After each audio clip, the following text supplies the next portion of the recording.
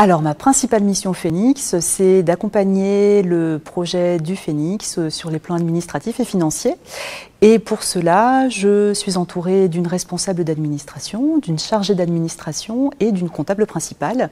Et ensemble, nous mettons en place le cadre pour le bon développement de l'activité. Donc cela passe aussi bien par le suivi des budgets que les dossiers de demande de subvention, le suivi de nos instances et par exemple aussi l'administration du personnel.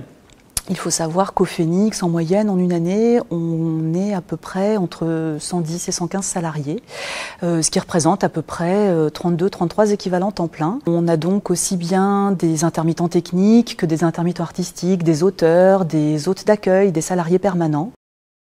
Ce qui me séduit le plus dans mon métier, c'est la polyvalence qu'il requiert, puisque quand on est administrateur, on est généraliste.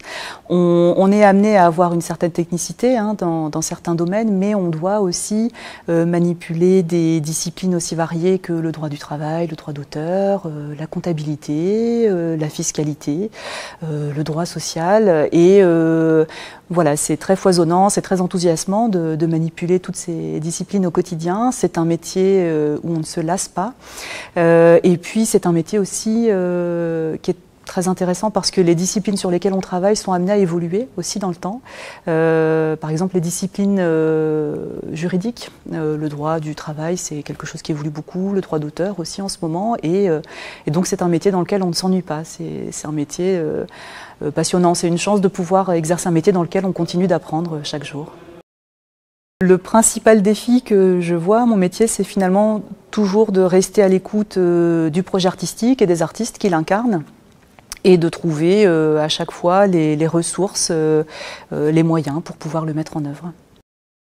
Si je prends mon domaine de prédilection, moi j'adore la musique classique et c'est vrai que ce que je préfère, moi, c'est quand on accueille des concertos, par exemple, qui invitent à la fois l'orchestre et un soliste.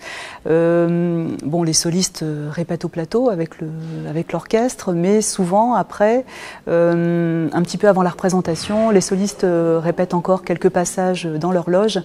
Et moi, mon bureau est juste au-dessus, donc j'adore vraiment écouter ces moments-là où en plus ils ne se savent pas écouter, donc on a vraiment un artiste au travail, c'est voilà, répéter des mesures, etc. Et pour moi c'est un vrai bonheur, c'est un vrai privilège de pouvoir écouter ces instants-là.